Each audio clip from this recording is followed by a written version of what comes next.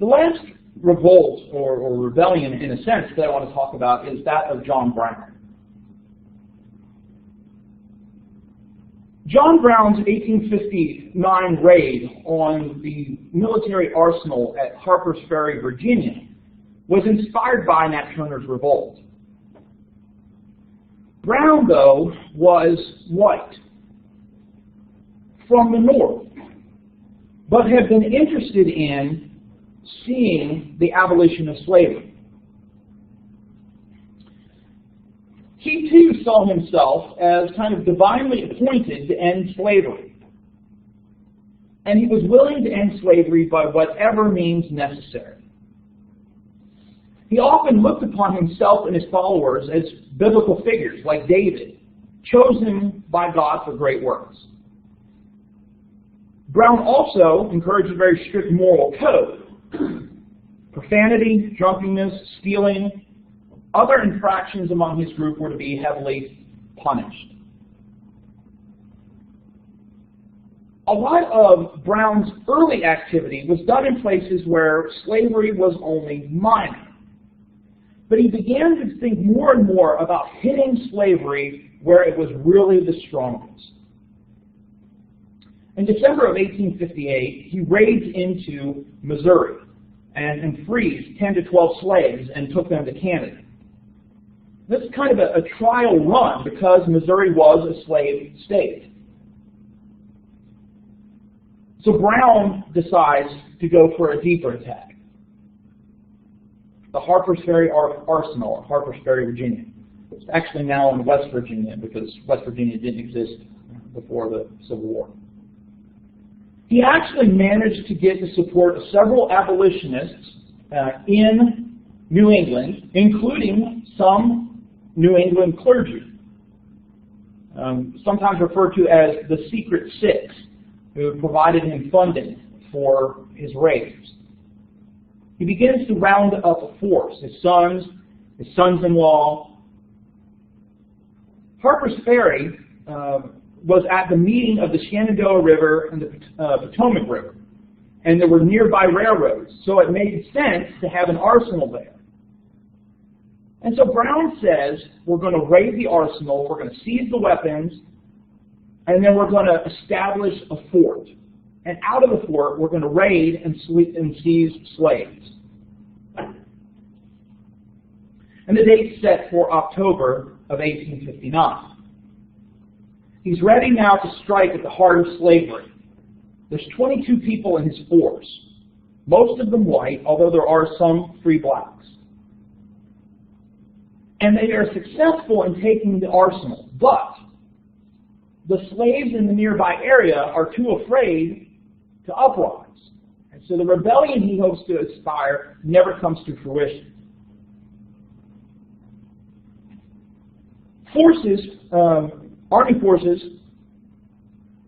Militia forces respond first, local militia.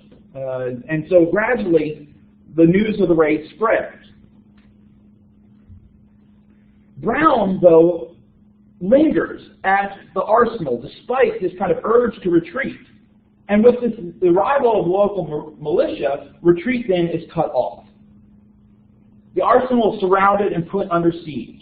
There's killings on both sides as fire is exchanged. The mayor is shot and killed. But then eventually the Marines arrive. They are under the command of a man named Robert E. Lee.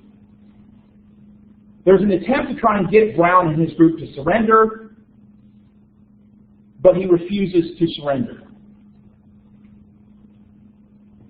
He and his group are captured in 15 minutes after the arrival of the Marines, so they do not last long. Brown is taken to Charlestown. He's tried for treason against Virginia and for murder. He's eventually hanged in the first week of December of 1859.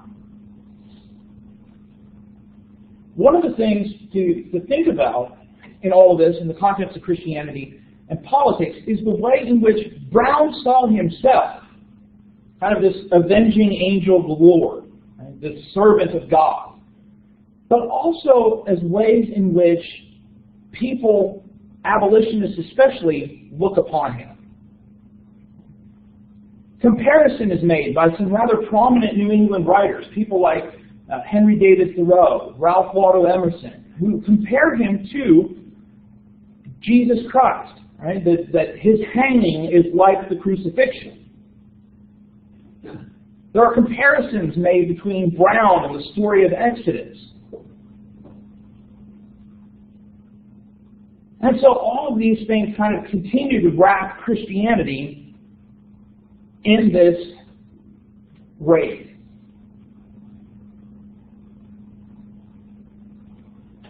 Of course, all of these things are participating in the lead up to the Civil War. Around the time of the Taiping Rebellion, right, as Hung Chuang is trying to start the Heavenly Kingdom, another rebellion is going on half a world away. Now, much like the American Revolution, the U.S. Civil War was a political event. But it also had religious causes and religious overtones. And thinking about the South as it starts to pull away from the North, it is looked upon as being motivated by God. Right? Secession was a divinely ordered event. Furthermore, some of the arguments being used in places like Congress have some very important resonances.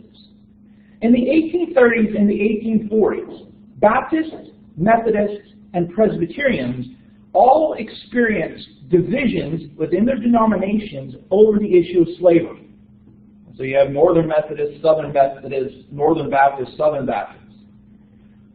As these groups had met to talk about slavery in the 30s and 40s, they had made some sort of arguments for it, against it. The arguments that are made for slavery and for the separation of these churches become the same arguments that lawmakers are making in pushing for a separate Southern nation. Additionally, a lot of the ministers in the South supported secession and preached sermons to support secession. Right? And so there's these religious-like arguments being used. There's ministers getting in on this as well. But religion, Christianity, was tied in with this in the North as well. And again, we'll say more about this when we talk about culture and society. But a lot of the moral outrage expressed over slavery from the North was based on Christian concepts. For example, in the 1850s, William Seward, who was a senator from New York and would later be Secretary of State under Abraham Lincoln, said that he would not follow the Fugitive Slave Law of 1851 because he had to obey a higher law. Right? The law of God, the law of Christ, was higher, and it condemned slavery. And so he wouldn't follow this law that required people to take slaves back to the South. He would follow God's law. During the war, both sides, of course, invoked God to justify their actions, prayed for God's blessing, and saw the war as a sacred cause. But they also saw the war in kind of apocalyptic terms as well, thinking of it as kind of this millennialism, right? This great period of peace and prosperity, the millennium of Revelation chapter 20, was coming in the Civil War.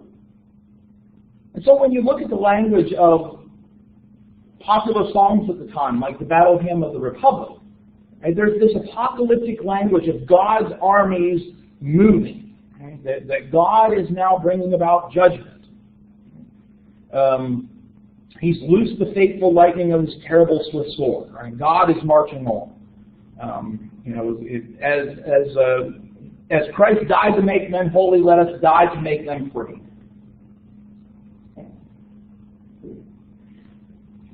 Even after the Civil War,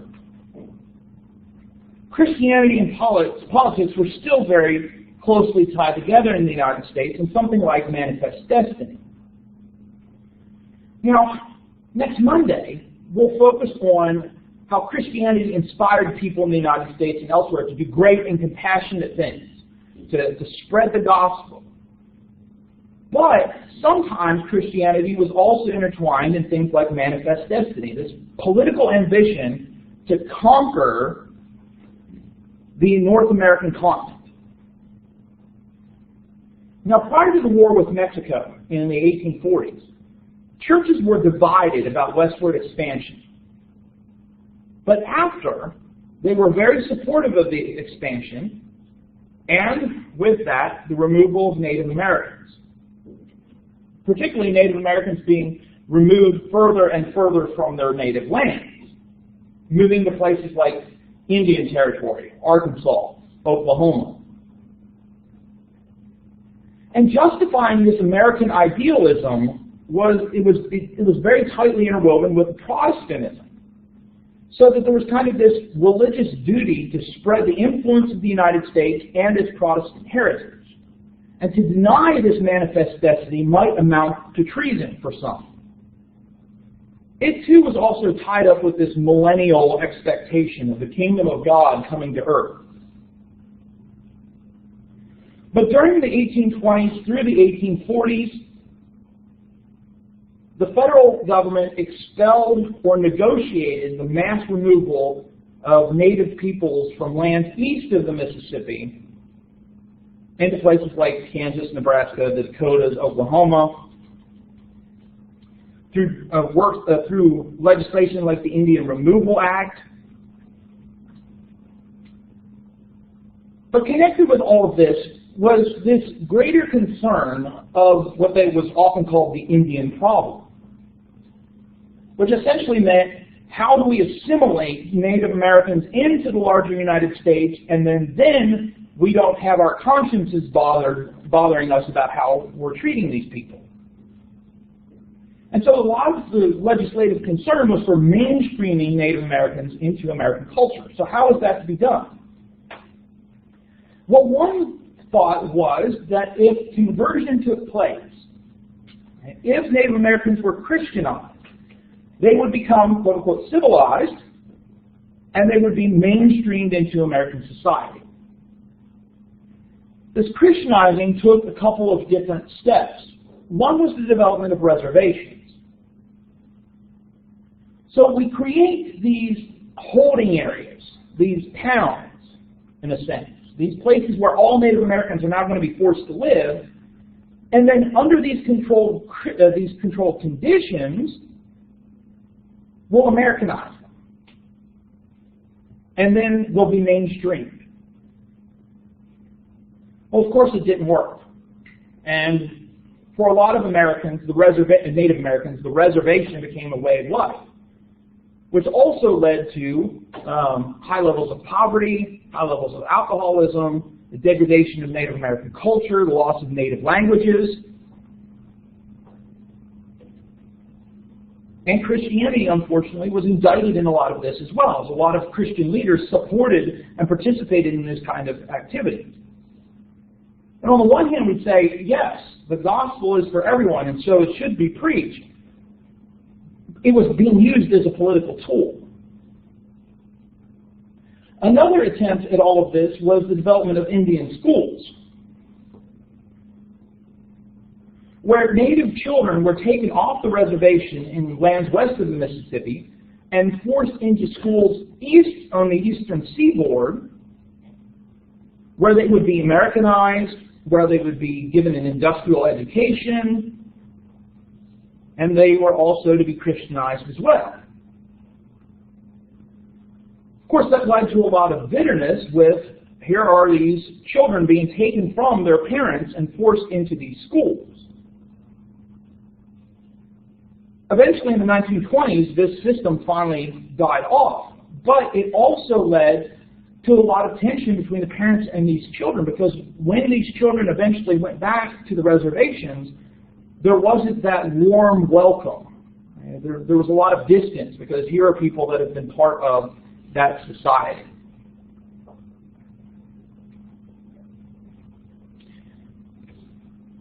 And so with all of this, there is a lot of things related to manifest destiny, and this notion of bringing Native Americans into the mainstream.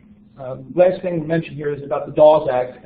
Essentially, the Dawes Act was stripping tribes of their lands, and anyone among Native populations who were willing to give up their tribal affiliation, come into mainstream society, they would be given allotments of land and made American citizens. And so it's kind of like, okay, we've tried the reservations, we've tried education. If we split people off, instead of trying to whole-scale Americanize them, we'll split people off, and that will solve the problem. On Monday, we'll focus on culture and society and talk about some other things related to manifest destiny that's more of some cultural things rather than specifically politics. And we'll look at some other things as well, some of which are positive and